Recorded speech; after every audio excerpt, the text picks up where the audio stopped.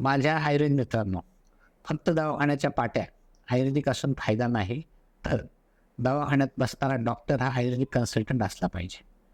याचा अर्थ 5.5 वर्ष आपण आयुर्वेदाची सेवा केली, आयुर्वेदाचं अध्ययन केलं, आयुर्वेद शिकलो, आयुर्वेदाची डिग्री घेतली आणि ज्यावेळेस प्रॅक्टिस करायची वेळ येते, त्यावेळेस आपण ॲलोपॅथीची प्रॅक्टिस करतो आणि आपल्या पेशंटला आपण ॲलोपॅथी ट्रीटमेंट देण्यामध्ये धन्यता मानतो.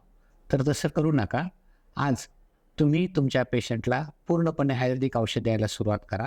जरी शक्य नसेल, आहे ती प्रॅक्टिस बंद करणं शक्य नसेल, तर तुम्ही त्या पेशंटला कमीत कमी 4 औषधापैकी 1 औषध आयुर्वेदिक सुरू करा आणि कोणत्याही एका आजाराचं, एका विषयाचं ज्ञान घ्या.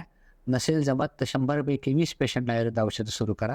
त्यावेळेस तुमच्याकडे पेशंटही चांगला येईल आणि आयुर्वेदाची सेवा आपण केल्याचं आपल्याला आत्मिक समाधान पण मिळेल.